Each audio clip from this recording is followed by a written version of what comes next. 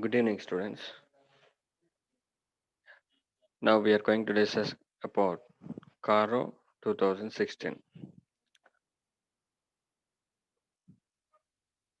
మనకి ఎగ్జామినేషన్లో ఇది maybe it maybe asked for an MCQ. IPCC లెవెల్లో యాక్చువల్లీ ఇందులో కారోలో మనకి 16 క్లాసెస్ ఉంటాయి. కారో 2020 కూడా వచ్చేసింది.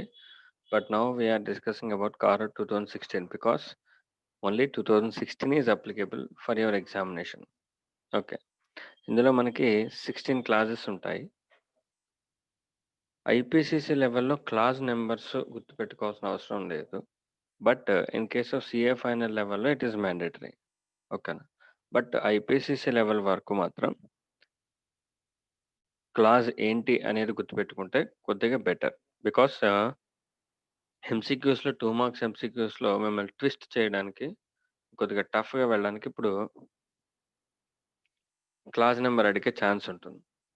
So it is better if you remember this class numbers. Okay, we have only 16 classes. Okay.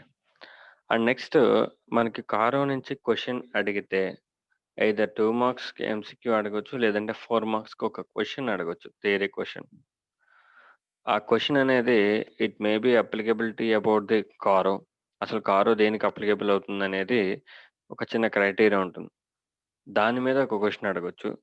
లేదా కారోలో ఉన్న క్లాసెస్‌లో ఏదో ఒక క్లాస్ మీద మీకు ఎంతవరకు నాలెడ్జ్ ఉందని టెస్ట్ చేయడానికి ఒక ప్రాక్టికల్ క్వెషన్ క్రియేట్ చేసి ఆ ప్రాక్టికల్ క్వెషన్‌ని ఇస్తారు మీకు. వాళ్ళు డైరెక్ట్‌గా అడగరు. అది కారో రిలేటెడ్ క్వెషనా ఏంటి అని అడగరు. ఫర్ సపోజ్ ఇప్పుడు ఫర్ ఎగ్జాంపుల్ మనకి ఫిక్స్డ్ అసెట్స్ క్లాస్ 1 రిలేటెడ్. మీకు practical question maybe fixed assets సంబంధించింది ఏదో ఒకటి ఇస్తాడు.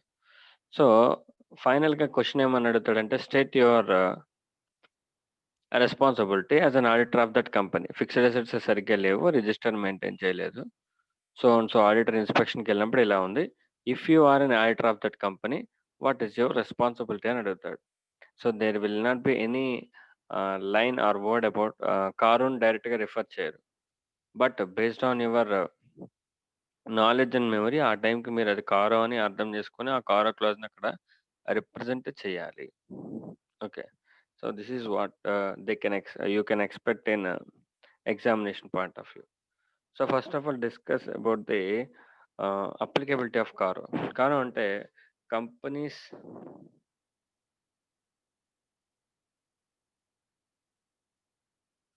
Auditors report.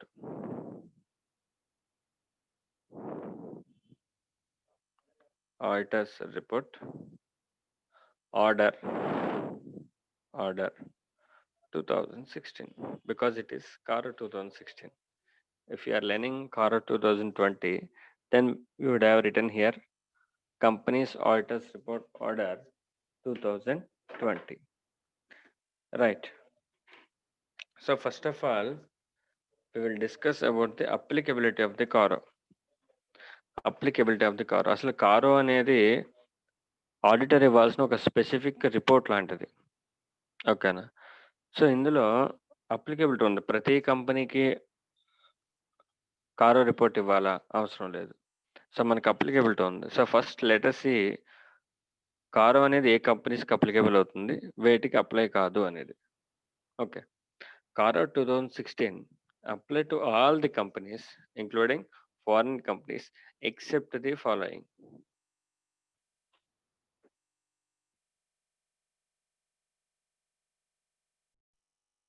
Except the following. Okay. So అంటే కారో అన్ని కంపెనీస్‌కి అప్లికేబుల్ అవుతుంది. కొన్ని కంపెనీస్‌కి మాత్రం అప్లికేబుల్ కాదు.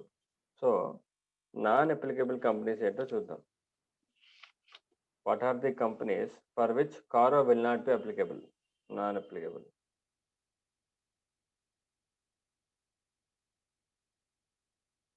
First one, banking company applicable కాదు. Insurance company applicable కాదు. Next, company licensed to operate under Section 8 of Companies Act 2013. Section 8 company అంటారమ్మా. అంటే నాట్ ఫర్ ప్రాఫిట్ ఆర్గనైజేషన్స్ కింద ఇన్కార్పొరేట్ అవుతాయి. As per companies act 2013 in case of companies act 1956 అయితే section 25 అని మనం చెప్పుకోవచ్చు. సెక్షన్ 25 కంపెనీస్ని యాజ్ పర్ 1956 యాక్ట్ అయితే నాట్ ఫర్ ప్రాఫిట్ ఆర్గనైజేషన్ అంటారు. యాజ్ పర్ కంపెనీస్ యాక్ట్ 2013 అయితే సెక్షన్ 8 కంపెనీస్ అంటారు వాటిని. So they are not for profit organisations. So for them, CARA will not be applicable. Next, one person company. As you know, there will be only one person required to incorporate such company. So one person company ki applicable kaadu. Next, small company ki applicable kaadu. And next, private limited company ki applicable kaadu. Okay. So first of all ఈ companies గురించి మనకు తెలుసుకునే అవసరం లేదు, కానీ మనకి ఇక్కడ non అప్లికబిలిటీలో small company గురించి, ప్రైవేట్ లిమిటెడ్ కంపెనీ గురించి తెలుసుకోవాలి. Okay. So first let us see what is a small company. What is a small company?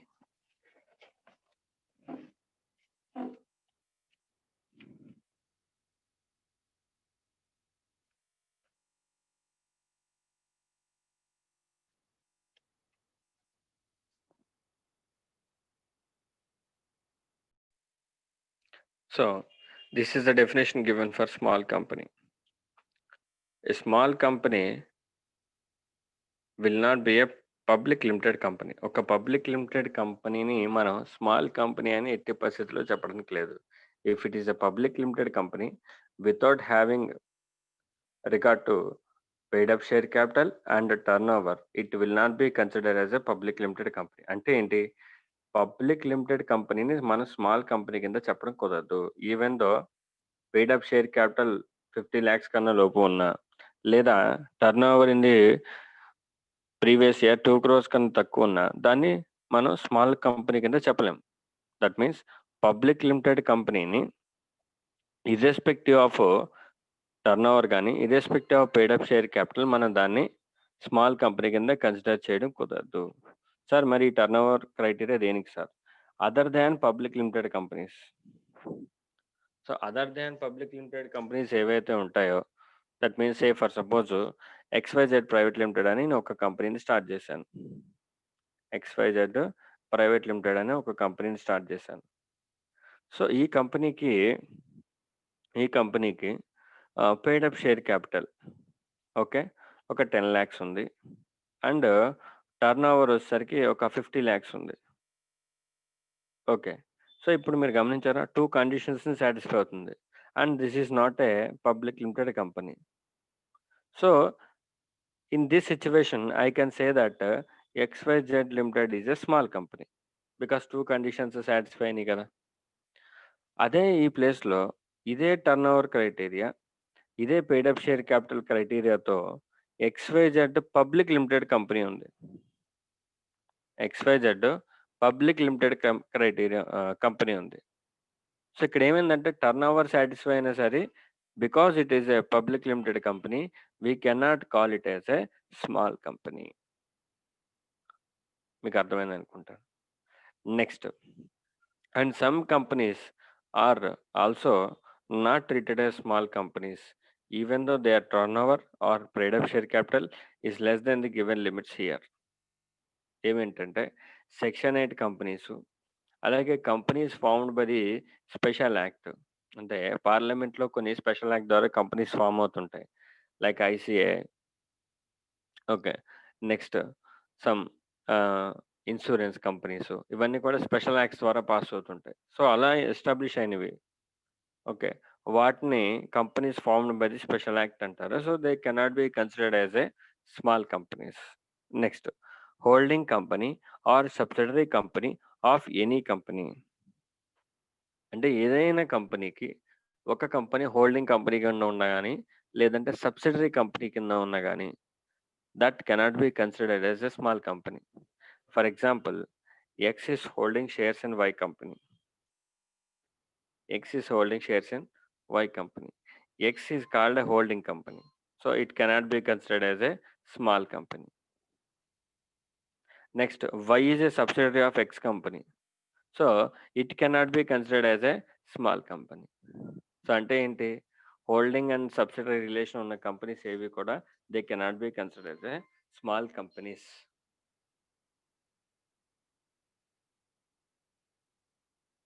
Okay, so this is all you need to know about the small companies, right? So next one, private limited companies.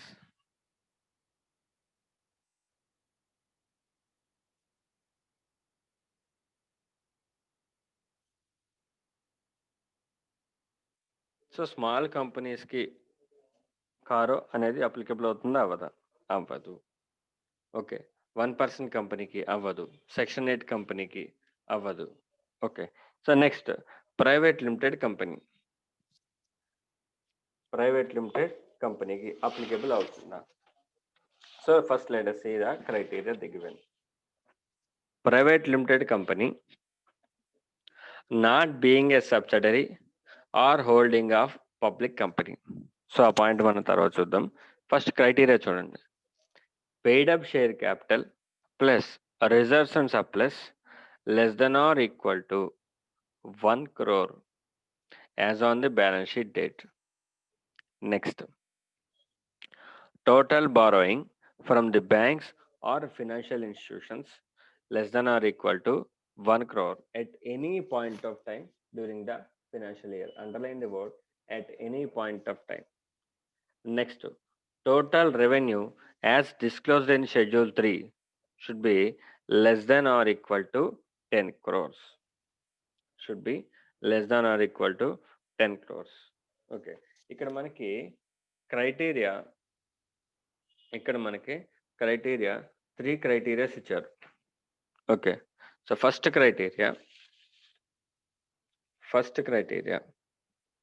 ఒక private లిమిటెడ్కి non applicability చెప్తున్నాను మీకు.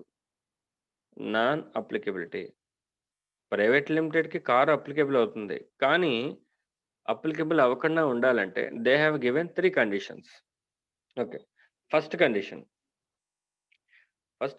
ఏంటంటే paid up share capital plus reserves and surplus as on the date of balance sheet date, okay, should be less than or equal to 1 crore. అంటే paid up share capital plus reserves and surplus ఆ రెండు కలిపితే ఎంత ఉండాలంట? 1 crore ఉండొచ్చు, లేదా 1 crore కన్నా తక్కువ ఉండొచ్చు. At that time CARO will not be applicable. Sir, paid up share capital అంటే ఏమేమి వస్తుంది sir? All types of share capital, both equity share capital and preference share capital. Okay, next reserves లోకి ఏమేమి వస్తాయి sir? Sir చాలా reserves ఉంటాయి కదా. Like మనకి ఏ టైప్స్ ఆఫ్ రిజర్వ్స్ ఉంటాయమ్మా? క్యాపిటల్ రిజర్వ్ ఉంటుంది, రిజర్వ్స్ లో మనకి క్యాపిటల్ రిజర్వ్ ఉంటుంది, క్యాపిటల్ రిడెంప్షన్ రిజర్వ్ ఉంటుంది, నెక్స్ట్ సెక్యూరిటీస్ ప్రీమియం ఉంటుంది, డివెంచర్ రిడెంప్షన్ రిజర్వ్ ఉంటుంది. ఇలాగా డిఫరెంట్ టైప్స్ ఆఫ్ రిజర్వ్స్ ఉంటాయి. సార్, మరి రిజర్వ్స్ అండ్ సప్లైస్ అన్నప్పుడు వాటన్నిటిని యాడ్ చేయాలా? Yes, they are saying all these types of reserves need to be included while gathering the limit of 1 crore. Sir, I have another doubt sir. ఏంటది? Can I consider the revaluation reserve here? Revaluation reserve కూడా reserves and surplus లో include చేయొచ్చా? Yes, you can include the revaluation reserve also. Reserves also. అర్థమైందమ్మా? So first condition ఏంటి? Paid up share capital plus reserves and surplus should be less then or equal to 1 crore. If that be the case, CARO will not be applicable. Next, second condition, total borrowings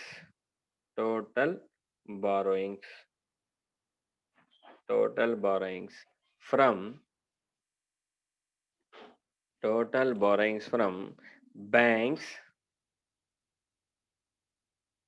and other financial institutions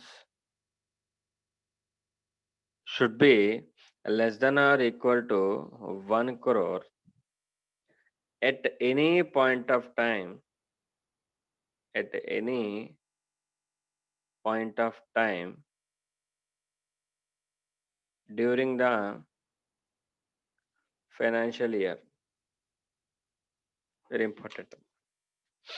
Borrowings from banks and other financial year. Other financial institution should be less than or equal to 1 crore. Okay. So, ఇక్కడ borrowings అన్నారు కదా! Sir what does that borrowings mean sir? Borrowings అంటే ఏమేమి consider చేయొచ్చు? అంటే term లోన్సా? Working capital లోన్సా? Cash క్రెడిట్సా? ఓవర్ డ్రాఫ్ట్సా? ఏంటి? So, borrowings include term loans,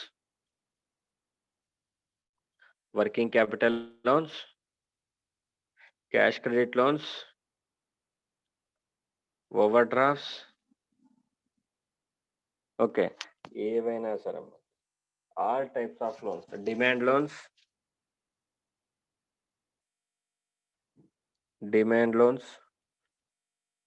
So, all types of loans will be included in the word borrowings. Sir, ఆ బారోయింగ్స్ అనేది ఎక్కడి నుంచి తీసుకోవాలి sir? Either from the banks, they have not given bank name. ఓకేనా? ఏ bank నుంచి తీసుకున్న company. Okay. So, loan from any bank should be considered for this 1 crore limit. And next, other financial institutions also. Sir, banks కాకుండా ఇంకేమిస్తాయి sir lending? బ్యాంక్సే ఇవ్వాలా? Private funders ఉంటారు. వాళ్ళ దగ్గర నుంచి కూడా మనం తీసుకోవచ్చు. సో, అంటే for the applicability of CARO, మనం బారోయింగ్స్ కంప్యూట్ చేసేటప్పుడు, బారోయింగ్స్ మనం లిమిట్ కంప్యూట్ చేసేటప్పుడు, we should consider the borrowings from the banks as well as from the other financial institutions. Sir, I have a doubt. Sir, can I include NBFC? ఒకవేళ నేను non banking financial corporation నుంచి, ఎన్‌బిఎఫ్‌సిస్ అంటారు మీరు. NBFC నుంచి loan తీసుకుంటే అది bank కాదుగా! మరి నేను ఎన్‌బిఎఫ్‌సి నుంచి తీసుకుంటే అది 1 crore లోపు కన్సిడర్ చేయకూడదా? Yes, they are saying NBFC is included in the other financial institutions. NBFC is included in the other financial institutions. So, అంటే నువ్వు బ్యాంక్ దగ్గర నుంచి లోన్ తీసుకున్నా, ఎన్‌బిఎఫ్‌సి దగ్గర నుంచి లోన్ తీసుకున్నా, సమ్ అదర్ శ్రీరామ్ చిట్స్ నుంచి లోన్ తీసుకున్నా, ముత్తూట్ తీసుకున్నా, సో, అదర్ ఫైనాన్షియల్ ఇన్స్టిట్యూషన్స్ కూడా అన్నిటిని కలిపి what type of loan it may be, term loan or some CC loans or demand loans or overdraft loans, what type of loan it may be, all these loans should be considered while arriving at the limit of 1 crore rupees. And most important point ఏమి ఇచ్చాడంటే, at any point of time during the financial year. Financial ఇయర్‌లో ఏ పాయింట్‌లో కూడా 1 crore దాటకూడదంట. 1 crore రావచ్చు గానీ 1 crore దాటకూడదంట. అంటే so, let me take an example. Okay. ఆగస్ట్‌లో నేనొక ఓకే. ఆగస్ట్‌లో నేనొక 1.5 crores లోన్ తీసుకున్నాను from X bank. And I repaid the loan in the December 7.5 crores. Okay. So, I'm sorry, 0.75 crores. X bank మళ్ళీ నేను రీపే చేసేసా. ఇది లోన్ తీసుకున్నాను. ఇది నేను లోన్ రీపే చేసేసాను. So, as on 31st March నేను రీపే చేయాల్సింది ఎంత ఉంటుంది? 0.75 crores మాత్రమే ఉంటుంది. సో, ఇప్పుడు నేను ఈ క్రైటీరియాని చూసుకుంటే 1 crore కన్నా తక్కువే ఉంటుంది బ్యాలెన్స్ షీట్ డేట్. సో, నేను ఎస్కేప్ అవ్వచ్చు. కానీ అందుకని నేను అలా ఎస్కేప్ అవుతానని వీడేమన్నాడంటే, నీ borrowings at any point of time during the financial year 1 crore దాటకూడదు. ఓకేనా? ఒకవేళ బ్యాలెన్స్ షీట్ డేట్ దగ్గరైతే నేను కారో అప్లికబిలిటీ నుంచి ఎస్కేప్ అయ్యేవాడిని. అందుకనే వాడు పెట్టిన పాయింట్ ఏంటంటే, At any point of time during the year, if your borrowings exceeds 1 crore rupees, then Karo will get applicable to you. So that is why ఈ కేసులో నేను ఆగస్ట్లో నేను 1 crore rupees borrowing దాటేసాను కాబట్టి Karo is applicable for me. Karo, it will be applicable for me. Next, the third condition.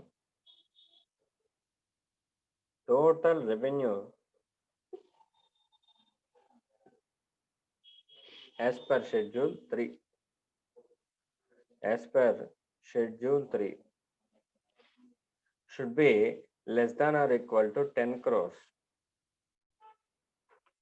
Total revenue as per schedule 3 should be less than or equal to 1 crore.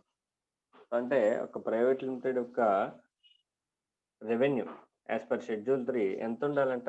10 crores కన్నా లోపు ఉండాలంట. Either it may become a 10 crore or it should be less then or equal to 10 crore. Right sir, revenue అంటే as per schedule 3, schedule 3 format కనుక చూసుకున్నట్లయితే మనకి revenue అకౌంట్లో first revenue from operations అని ఉంటుంది.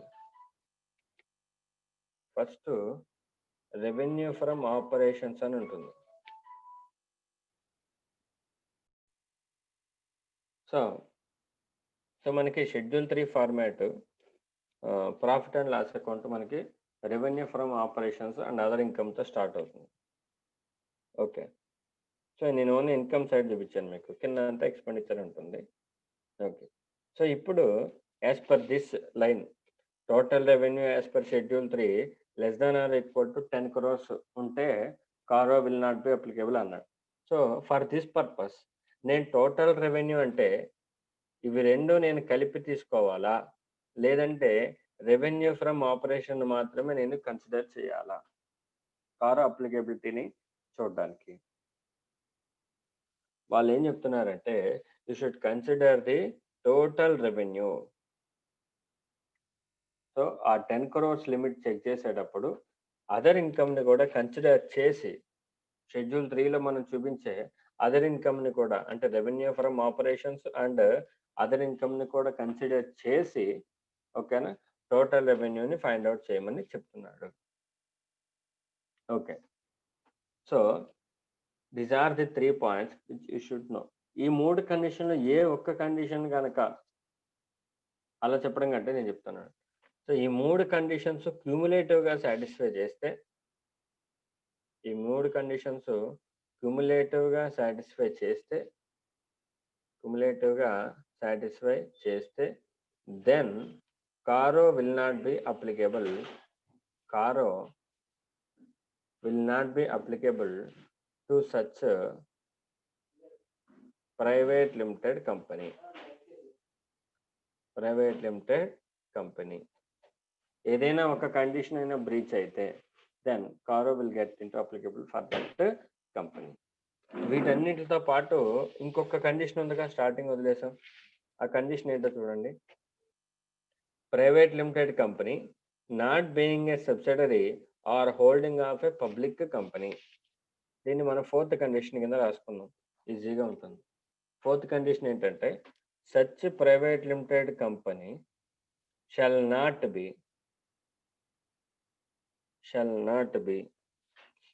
subsidiary, shall not be a subsidiary or holding company of a public company.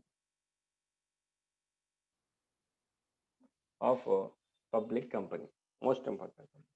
For example, X Limited is a public company అనుకున్నాం, is a public company. Y Limited, Y private limited, X public limited అమ్మ. ఓకేనా? So X Yకి holding company. That means Y is a subsidiary. Y is a private limited company and Y is a subsidiary company of a public company. ఓకేనా? ఈ Yకి మనం చెప్పుకున్న పైన 3 conditions ఉన్నాయి కదా, turn over plus paid up share capital, next borrowings clause, next revenue clause, ఆ 3 conditions satisfy అయిపోయింది. But Y being a private limited company and it is a subsidiary company of X limited company. మీరు చెప్పండి అమ్మా, can now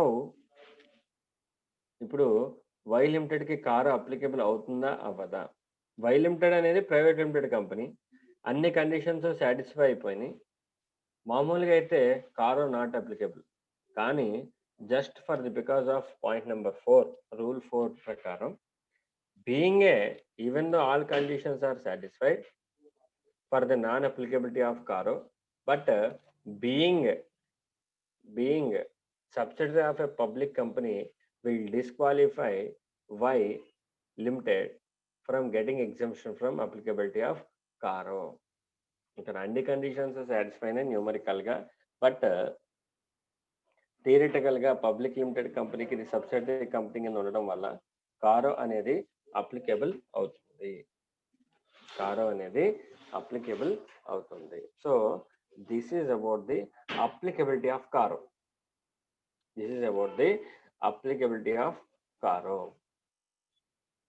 right. Okay. So CARO applicability అనేది మనకి బాగా తెలిస్తే మనకి కారో మీద అప్లికబిలిటీ మీద మ్యాక్సిమం మనల్ని క్వశ్చన్ అడిగే ఛాన్స్ ఉంటుంది. Okay. So next let us see about the classes of CARO.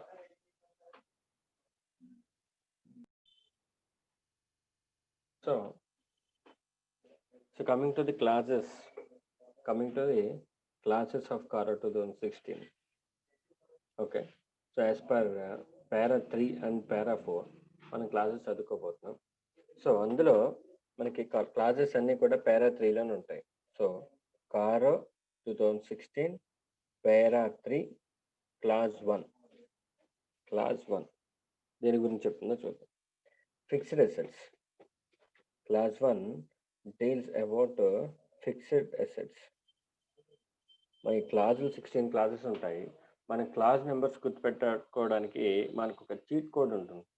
So first of all మన క్లాసులు వినేసిన తర్వాత ఆ చీట్ కోడ్ ఏంటో చూద్దాము. ఆ చీట్ కోడ్ ప్రకారం మనకి ఏ క్లాస్ ఏంటి అనేది మనం ఐడెంటిఫై చేసుకోవచ్చు. Okay. So first of all first class deals with the fixed assets. ఈ ఫిక్స్డ్ అసెట్స్ సంబంధించి మనకి 4 పాయింట్స్ మెయిన్. 4 పాయింట్స్ అనేవి మెయిన్. ఏమేమి పాయింట్స్ చూడాలంటే యాజ్ అన్ ఆడిటర్, ఇప్పుడు ఆ కంపెనీకి కనుక కారు అప్లికబిలిటీలోకి వస్తే వి need to issue A companies auditor report order.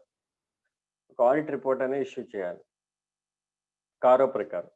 So fixed assets చూడాలి. యాజ్ పర్ క్లాస్ 1 మనం ఫిక్స్డ్ అసెట్స్ చూడాలి.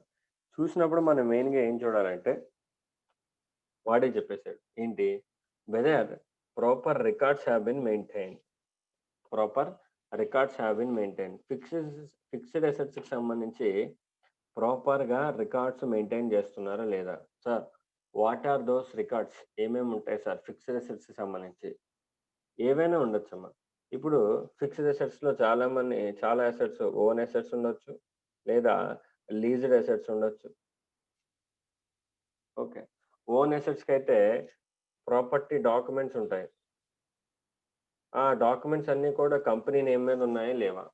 లీజ్డ్ అసెట్స్ అయితే ఎవరి దగ్గర నుంచి లీజ్ తీసుకున్నారు, ఆ లీజ్ అగ్రిమెంట్స్ ఏంటి, ఆ లీజ్ పీరియడ్ ఏంటి, అవి మనం ఆ డాక్యుమెంట్స్ అన్ని కూడా మెయింటైన్ చేయాలి.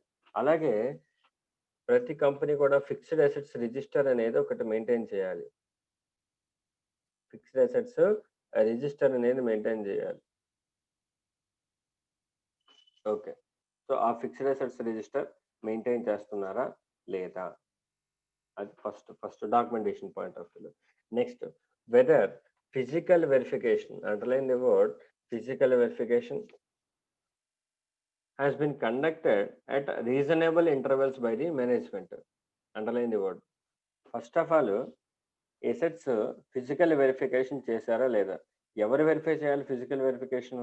ఆడిటర్ కాదమ్మా, management. It is the responsibility of the management.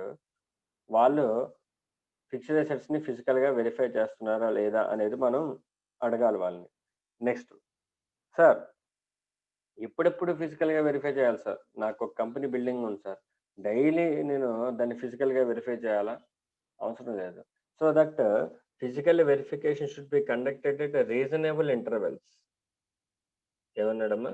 Reasonable ఇంటర్వెల్స్‌లో ఆ ఫిక్స్డ్ అసెట్స్‌ని depending upon the nature of that, అంటే ఆ స్పాయిలేజ్, డ్యామేజ్ ఎలా ఉంటుందో ఆ అసెట్‌కి నేచర్‌ని బట్టి రీజనబుల్ ఇంటర్వెల్స్‌లో మనం ఫిక్స్డ్ అసెట్స్‌ని ఫిజికల్‌గా వెరిఫై చేయాలి. మనం అంటే మనం కాదు. మేనేజ్‌మెంట్ చేయాలి.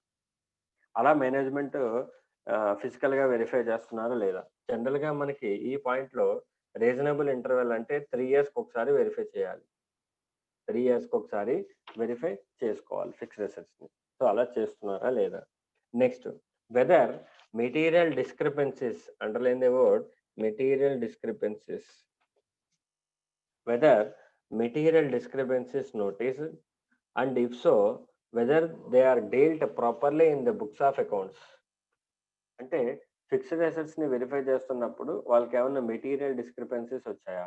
అంటే ఫిక్స్డ్ అసెట్స్ బుక్‌లో ఉంది. ఫిక్స్డ్ అసెట్స్ బుక్‌లో ఉంది. కానీ ఫిజికల్ వెరిఫికేషన్‌కెళ్ళినప్పుడు అక్కడ ఫిక్స్డ్ అసెట్ లేదు. It's a material discrepancy. Okay. Next, land మన పేరు మీదే ఉంది డాక్యుమెంటేషను. ఓకేనా? కాకపోతే అక్కడికెళ్లి చూసేసరికి ల్యాండ్ కబ్జా చేసేసారు. It is A material discrepancy. ఇప్పుడు ల్యాండ్ మన ఓనర్‌షిప్‌లో లేదు. ఓకేనా? సో, అది మనం బుక్స్ ఆఫ్ అకౌంట్స్‌లో డీల్ చేసుకోవాలి. నెక్స్ట్, ఫిక్స్డ్ అసెట్స్‌లో కొంతమందికి ఇంపైర్‌మెంట్ వస్తుంది. అంటే ఫిక్స్డ్ అసెట్స్ వాల్యూ పడిపోతుంది కొన్ని కొన్ని ఫిక్స్డ్ అసెట్స్‌కి. సో, మరి అలా వచ్చినప్పుడు వాల్యూ పడిపోయిందిగా. సో, అటువంటప్పుడు ఆ వాల్యూ ఏదైతే డిక్రీజ్ ఇన్ వాల్యూ ఉందో దాన్ని మనం బుక్స్ ఆఫ్ అకౌంట్స్‌లో ప్రాపర్‌గా డీల్ చేయాలి. దాన్నే అంటే ప్రొవిజన్ క్రియేట్ చేసుకోవాలి. దాన్నే మెటీరియల్ డిస్క్రిపెన్సీస్ అంటారు. So, how we are dealing with that అనేది మనం ఒకసారి వెరిఫై చేసుకోవాలి. Next, title deeds of the immovable properties are held in the name of company. If not, please provide the details. ఇందాక మనం చెప్పుకున్నాం. ఫిక్స్డ్ అసెట్స్‌కి సంబంధించిన title deeds ఏవైతే ఉంటాయో, అంటే ఓనర్‌షిప్ డాక్యుమెంట్స్ ఏవైతే ఉంటాయో, they should be in the name of the company. అంతే కదమ్మా! ఇప్పుడు మీరొక బైక్ కొనుక్కున్నారు. ఓనర్ మీరైనప్పుడు ఆ డాక్యుమెంటేషన్‌లో ఎవరి నేమ్ ఉండాలి? మీ పేరు ఉండాలి. ఓకేనా? అలాగే ఇన్ కేస్ వాళ్ళు గనక కంపెనీ అసెట్ అని మనకు చూపిస్తే, దెన్ ఆ అసెట్‌కి రిలేటెడ్ ఓనర్‌షిప్ డాక్యుమెంట్ ఏదైతే ఉంటుందో, అందులో కంపెనీ నేమ్ ఉండాలి. అంటే కంపెనీ నేమ్ కాకుండా ఎందుకుంటుంది సార్ అంటే, మేబీ, మేబీ విండో డ్రెస్సింగ్ చేయడానికో, లేదంటే చూపించడానికో, ఫేక్ అసెట్స్ చూపించడానికో, వేరే వాళ్ళ అసెట్స్ తీసుకొచ్చి కంపెనీ అసెట్స్ కింద వాళ్ళు డిస్క్లోజ్ చేయొచ్చు. విండో డ్రెస్సింగ్ అంటారు దాన్ని. ఓకేనా? అటువంటప్పుడు ఏమవుతుంది? ఇన్వెస్టర్స్ ఎవరైతే ఉన్నారో వాళ్ళు నష్టపోతారు. So, we need to verify the title deeds of each and every fixed assets. Okay. So, this is with respect to the fixed assets verification. Class 1. Next, class 2 inventories. Class 2 deals with the inventories.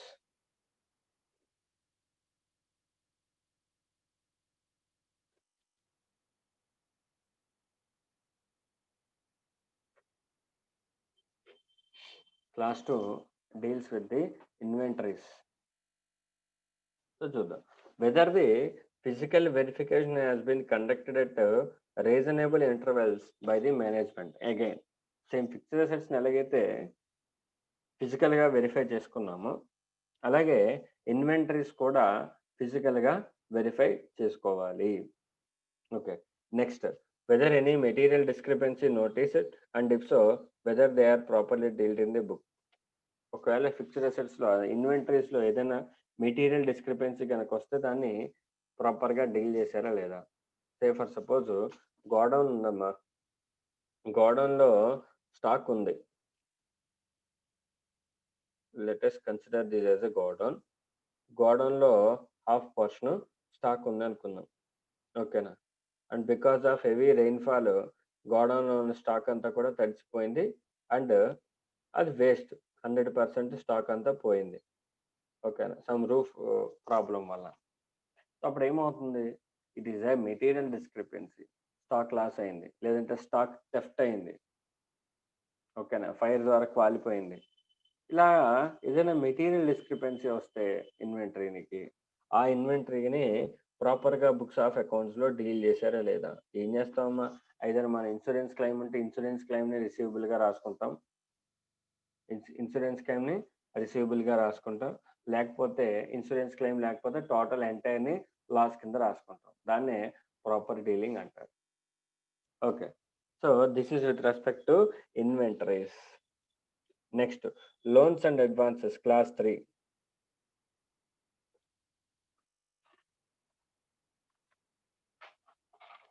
Class 3 loans and advances.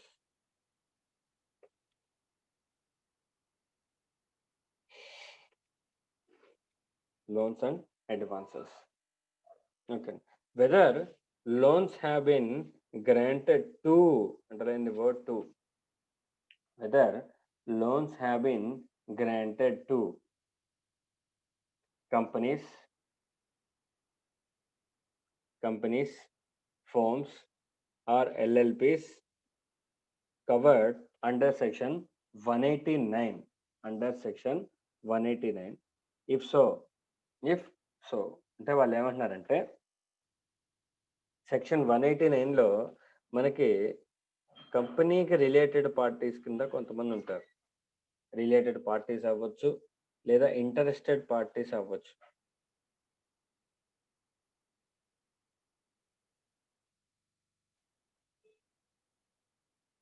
అంటే వీళ్ళంతా కూడా కంపెనీకి బాగా దగ్గర వ్యక్తులు అనమాట.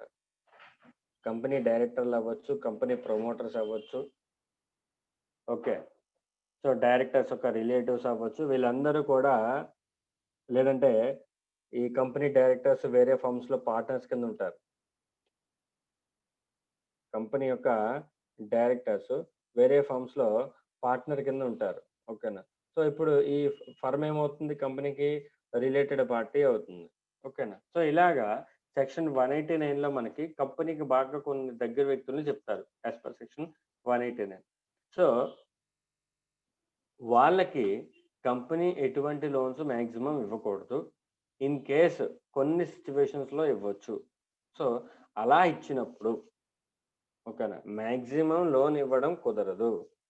ఓకేనా, companies కానీ, ఫర్మ్స్ కానీ, ఎల్ఎల్పిస్ కానీ. బట్ ఇన్ కేసు కొన్ని కండిషన్స్ సాటిస్ఫై అయితే, మనకి కొన్ని కండిషన్స్ చెప్తారు. ఆ కండిషన్స్ కనుక సాటిస్ఫై చేసినట్లయితే కంపెనీ వాళ్ళకి లోన్ ఇవ్వచ్చు. ఓకేనా, సో అలా లోన్ ఇచ్చినప్పుడు ఒకవేళ కంపెనీ ఆ కండిషన్స్ అన్ని సాటిస్ఫై లోన్ ఇస్తే, then as an auditor we need to ensure 3 things. మనం 3 విషయాలు చాలా జాగ్రత్తగా చూసుకోవాలి. ఏంటి? Terms and conditions of such loan. Terms and conditions of such loan are not prejudicial to the company's interest. అంటే loan యొక్క terms and conditions కంపెనీకి ఆపోజిట్గా, అగెనిస్ట్గా ఉండకూడదు. అంటే ఇంట్రెస్ట్ రేటు బాగా తక్కువకి ఇవ్వడం, వాళ్ళకి పబ్లిక్ రేట్ ఆఫ్ ఇంట్రెస్ట్ కన్నా ఇంట్రెస్ట్ రేట్ పబ్లిక్లో బ్యాంక్స్ 6%కి లెండింగ్ చేస్తున్నాయి అనుకుందాం, for suppose risk free rate. ఓకేనా, కానీ వీళ్ళు 2%కే వేరే కంపెనీకి వీళ్ళు ఫండ్స్ లోన్ ఇచ్చారు. అదేదో బయట ఇచ్చుకుంటే 6% వస్తుందిగా. అంటే ఇప్పుడు అలా 2% ఇంట్రెస్ట్ ఇవ్వడం అనేది కంపెనీకి అగెనిస్టేగా. So such terms and conditions అంటే రీపేమెంట్ షెడ్యూల్ బాగా లాంగ్ పెట్టడం, లేదంటే ఇంట్రెస్ట్ రేట్ బాగా కన్సిడర్ చేయడం, నెక్స్ట్ హాఫ్ ఆఫ్ ది లోన్ని వేవేట్ చేయడం. సో ఇటువంటి టర్మ్స్ అండ్ కండిషన్స్ ఉండకూడదు. Terms and conditions should not be against the company. Terms and conditions ఉండాలి, కంపెనీకి అగెనిస్ట్గా ఉండకూడదు.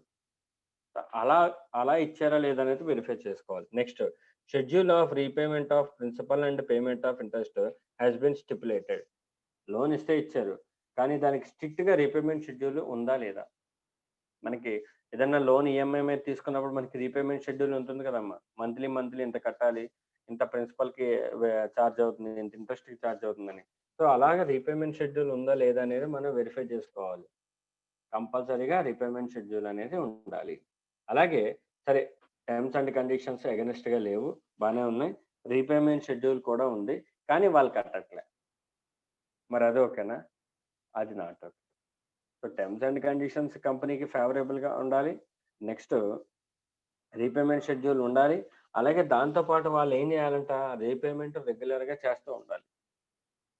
సో ఒకవేళ రీపేమెంట్ రెగ్యులర్గా చేయకపోతే if that repayment is overdue for a period of 90 days or more than 90 days, అంటే nothing but NPA అనుకోవచ్చు. ఒక బ్యాంక్కి ఎన్పిఏ కండిషన్ ఎలా అయితే ఉంటుందో, ఇప్పుడు అలాగే కంపెనీ వాళ్ళకి లోన్ ఇచ్చింది. ఓకేనా, some parties who are under section 189 వాళ్ళకి లోన్ ఇచ్చింది.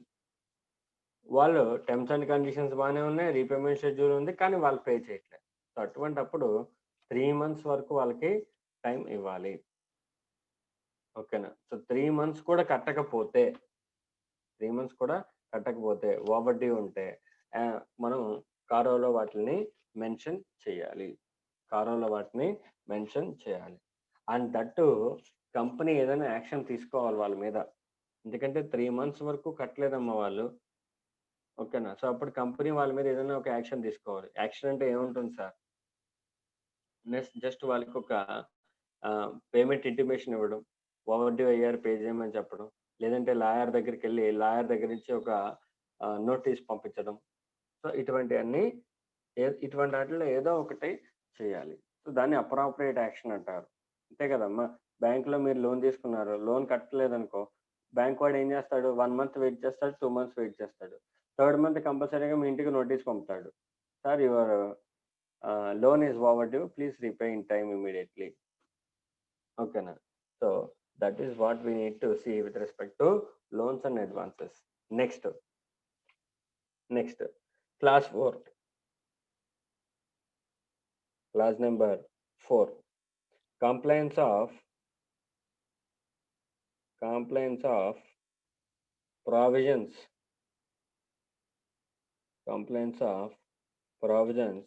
of section 185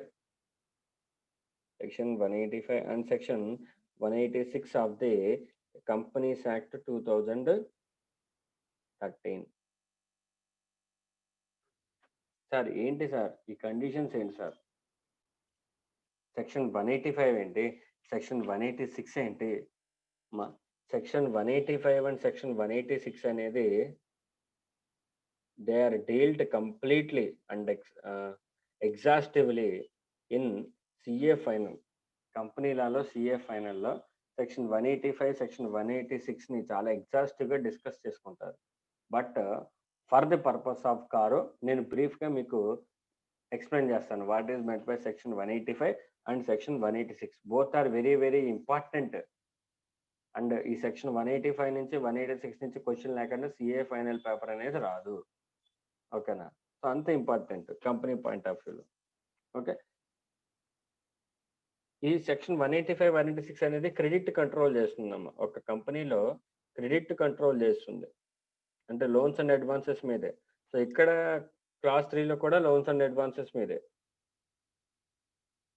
అంతే కదమ్మా. కంపెనీ ఏం చేస్తుంది? పబ్లిక్ దగ్గర నుంచి డబ్బులు తీసుకుంటుంది. కంపెనీ పబ్లిక్ దగ్గర నుంచి డబ్బులు తీసుకుని వాళ్ళకి తెలిసిన వాళ్ళందరికీ లోన్లు ఇచ్చుకుంటూ పోతే వాళ్ళు కట్టకపోతే చివరికి నష్టపోయేది ఎవరు? పబ్లిక్ నష్టపోతారు. ఎందుకంటే కంపెనీ పబ్లిక్ దగ్గర నుంచి ప్రాస్పెక్టస్ ఇష్యూ చేసి రైజ్ చేస్తారు. ఆ రైజ్ చేసిన డబ్బుల్ని ఇలా రిలేటెడ్ పార్టీస్ అందరికి ఇచ్చుకుని ఆ డబ్బులు తిరిగి వాళ్ళు రీపే చేయకపోతే ఇన్వెస్టర్స్ దెబ్బతింటారు. సో అందుకనే మధ్యలో గవర్నమెంట్ ఇటువంటి సెక్షన్స్ని ఫామ్ చేస్తుంది. What ever it may B, section 189 కానీ, 185 కానీ, 186 కానీ, 188 కానీ. So these type of sections ఏం చేస్తాయంటే కంపెనీ చేసే యాక్షన్స్ని వల్ల పబ్లిక్ నష్టపోకుండా, పబ్లిక్ ఒక ఫండ్ పోకుండా వాళ్ళు ఇన్వెస్టర్ యొక్క ఇంట్రెస్ట్ని ప్రొటెక్ట్ చేస్తారు. సో అది intention of these sections. Section 184, 185 and 186, 187, 188, 189.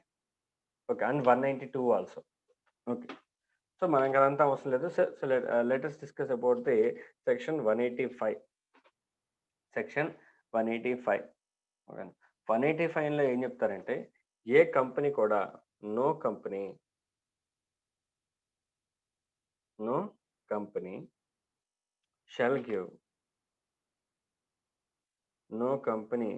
shall give any loan or give any guarantee, any security any loan or any guarantee, any security to a specified person.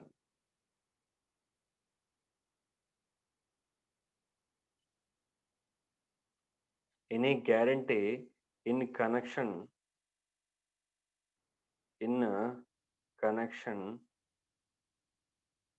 to a loan taken by specified person. Specified person అంటే ఏం చెప్తున్నారంటే ఏ company కూడా no company shall give any loan or any guarantee or any security అంటే ఏ company కూడా loan ఇవ్వకూడదు,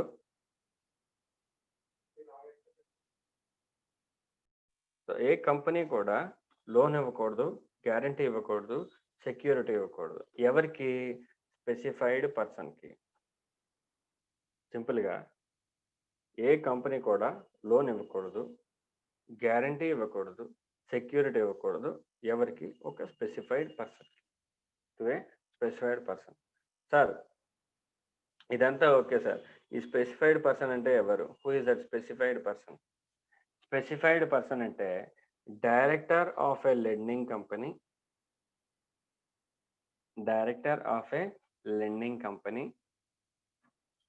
are relative of director or partner of the director or partner of the director or a firm in which such a director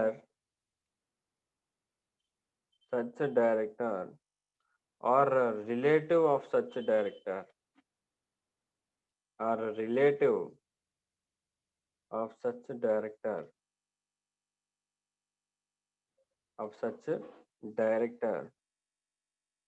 is a partner. అంటే ఏం లేదమ్మా, specified person అంటే ఎవరంటే for suppose ఇప్పుడు దీన్ని నేను ఎగ్జాంపుల్ తీసుకుని ఎక్స్ప్లెయిన్ చేస్తాను. ఎక్స్ అనే కంపెనీ ఉందమ్మా, ఎక్స్ అనే ఒక కంపెనీ ఉంది, అందులో ఏ అనే ఒక డైరెక్టర్ ఉన్నాడు.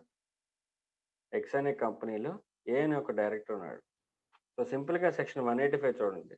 No company shall give any loan to specified person. Specified person అంటే ఎవరు? Director of the company. అంటే ఈ కంపెనీ యొక్క డైరెక్టర్కి లోన్ ఇవ్వకూడదు, దాంతోపాటు ఈ డైరెక్టర్ యొక్క రిలేటివ్కి లోన్ ఇవ్వకూడదు, లేదా ఈ డైరెక్టర్ ఒక ఫర్మ్లో పార్ట్నర్ కింద ఉన్నాడు, XYZ ఫర్మ్లో ఒక పార్ట్నర్ కింద ఉన్నాడు. ఓకేనా? ఇప్పుడు XYZ ఈ ఫర్మ్కి ఇవ్వచ్చా? నో, ఆ ఫర్మ్ కూడా లోన్ ఇవ్వకూడదు. ఓకేనా? లేదా ఈ XYZ అనే ఫర్మ్లో డైరెక్టర్ పార్ట్నర్ కాదు, బట్ రిలేటివ్ పార్ట్నర్, డైరెక్టర్ ఒక రిలేటివ్ పార్ట్నర్ కింద ఉన్నాడు, అప్పుడు ఇవ్వచ్చా? అప్పుడు కూడా ఇవ్వకూడదు. ఓకే, అంటే ఎక్కడ కూడా రిలేటెడ్ పర్సన్స్ని లోన్స్ తీసుకోవడానికి అలౌ చేయట్లేదు. ఎందుకంటే ఈ కంపెనీకి ఫండ్స్ ఎక్కడి నుంచి వచ్చాయమ్మా? పబ్లిక్ దగ్గర నుంచి రైజ్ చేసి ఉంటారు. వాళ్ళు తీసుకెళ్ళి వాళ్ళకి కావాల్సిన వాళ్ళందరికీ డబ్బులు ఇచ్చుకుంటే ఎలా? That's what they are saying. Okay, right. We'll continue in the next session.